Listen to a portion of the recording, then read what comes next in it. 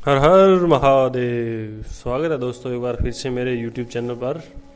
आज हम आपको शिव जी के मंत्रों के बारे में बताएंगे। सावन में किन मंत्रों का योग करें, किस मंत्रों का उपयोग करें जिससे शिव जी प्रसन्न होगी और आपकी शरीर और शांति में सुख समृद्धि होगी, घर में सुख समृद्धि होगी। तो इसके बारे में वीडियो में हम बात करेंगे। तो चलिए शुरू करते हैं। वैदिक काल से ही मंत्रों के जप का प्रचलन हमारी प्राचीन भारतीय चिंतन परंपरा का अंग रहा है। मंत्र हमारे मस्तिष्क में सकारात्मक ऊर्जा का संचार करते हैं और कार्य और मनोकामना की सिद्धि में सहायक सिद्धि होते हैं। मंत्र का शाब्दिक अर्थ होता है मन को एक तंत्र में बांधना, यानी जब हमारा मन किसी एक तंत्र में बन जाता है तो व्यक्ति की मानसिक ऊर्जा में वृद्धि हो जाती है और वह अपने लक्ष्य की ओर अग्रसर हो जाता है। आपने सुना होगा कि गायत्री मंत्र अथवा महामृत्युंजय मंत्र की एक माला का जाप करना चाहिए। एक माला का अर्थ यह होता है कि एक माला में 108 मन की होती हैं और इस तरह से एक एक मनके को पार करते हुए आप बार बार मंत्र बोलते हैं और मंत्र का जाप हो जाता है। इस तरह 108 बार मंत्रों के जाप से हमारी आध्यात्मिकता चेतना जागृत हो जाती है और हम अपने लक्ष्य का कामना प्राप्ति की ओर अग्रसर हो जाते हैं। जैसा कि आप सब जानते हैं, आज श्रावण मास प्रारंभ हो चुका है। श्रावण का पूरा महीना है कि भगवान शंकर को समर्पित होता है।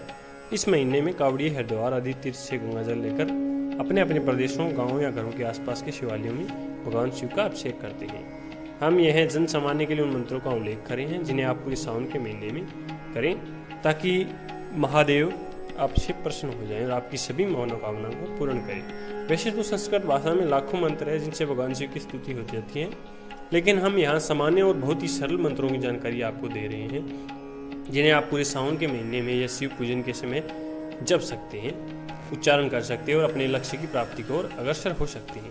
भगवान शिव की आराधना का मूल और सबसे सरल मंत्र है ओम नमः शिवाय, अर्थात मैं अपने आराध्य भगवान शिव को नमन करता हूँ। इसके बाद दूसरा मंत्र है महामृत्युंजय मंत्र। महामृत्युंजय मंत्र को प्राय किसी भी प्रकार के भय से मुक्ति पाने के लिए, मृत्यु के भय से मुक्ति पाने के लिए या शत्रु के भय से मुक्ति पाने के लिए जपा जाता है। यदि आप पूरे सावन के महीने में इस मंत्र की एक माला का जाप सुबह शिव पूजन के समय करेंगे तो आपकी किसी भी प्रकार की भय से मुक्ति मिलने में सहायता प्राप्त होगी।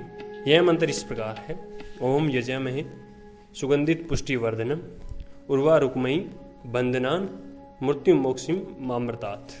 यह मंत्र बहुत ही शक्तिशाली है। कहते हैं कि शक्तिशाली मंत्र के खंड जप से मृत्यु भी दूर हो जाती है। ऐसी एक पौराणिक कथा प्रचलित है। इस मंत्र की रचना ऋषि मार्कंडेय ने की थी। यह कथा मैं यहाँ पाठकों की जानकारी के लिए बताना चाहता हूँ कि महाशिवरात्रि के दिन राशियों का भाग्य फल एवं उपाय होता है। प्राचीन काल में ऋषि मुंडक ने स्तुति प्राप्त के लिए भगवान शिव की आराधना की थी। उनके बहुत ही कठिन तपस्या की। भगवान शिव प्रसन्न हुए, प्रकट होकर उन्हें वरदान दिया कि आपको एक पुत्र की प्राप्ति होगी, लेकिन वह पुत्र बहुत ही अल्पायु वाला होगा। यह सुनकर ऋषि बहुत ही चिंतित हुए। कुछ समय बाद ऋषि मुकुंद के यहाँ पुत्र का जन्म हुआ और उन्होंने इसका नाम मार्कंडेय रखा। उसका लालन पालन करने लगे और पुत्र को भगवान शिव की स्तुति करने के लिए प्रेरित किया और मार्कंडेय भी दिन रात शिव की स्तुति में लीन रहने लगे। जब बालक मार्कंडेय का जन्म हुआ तो अन्य ऋषियों ने मुकुंद ऋषि को बताया कि उनके पुत्र की आयु मात्र 16 वर्ष हो गई। यह सुनकर मुकुंद बहुत चिंतित रहने लगे, लेकिन उनकी पत्नी ने ढंग बताया कि कहा कि जिस भगवान ने हमें यह पुत्र दिया है उसके प्राणों की रक्षा भी स्वयं करेंगे। कहते हैं कि जब 16 वर्ष बाद मार्कंडेय की आयु पूर्ण हुई तो यमदूत उनके प्राण लेने आए तो उन्होंने देखा कि मार्कंडेय तो भगवान शिव की स्तुति में लीन है, इसलिए उन्होंने प्राण कैसे ले सकते हैं, इसलिए वापस लौट गए और उन्होंने यमराज को जाकर पूरा विवरण बताया। यह सुनकर यमराज स्वयं मार्कंडेय के प्राण लेने के लिए आए और जैसे ही उन्होंने अपना पास फेंका तो मार्कंडेय शिवलिंग की तरफ ही चिपक गए। यह देखकर भगवान शिव स्वयं वहां उपस्थित हो गए और उन्होंने वहीं पर उसकी आयु को बढ़ा दिया। यह देखकर यमराज लौट गए और भगवान शिव मार्कंडेय की भक्ति से बहुत प्रसन्न हुए और उन्हें लंबी आयु का वरदान दिया। महाशिवरात्रि के दिन कथा, यह कहानी इसी पर आधारित है। इन सभी मंत्रों का जाप अगर आप बैठे कभी चाहे अपना जागृत अवस्था में है, स्नान कर रहे हैं, इधर उधर घूम रहे हैं, कोई भी काम आप कर रहे हैं तो इन मंत्रों का जाप कर सकते हैं।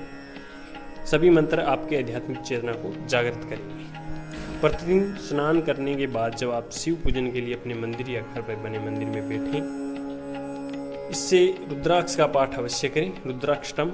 इससे भगवान शिव बहुत ही जल्दी प्रसन्न होते हैं और अपनी कृपा अपने उपासकों पर बरसाते हैं। धन्यवाद दोस्तों, मैंने आपको मंत्रों के बारे में जानकारी दी है। अगर वीडियो अच्छी लगे तो लाइक जरूर कर दें।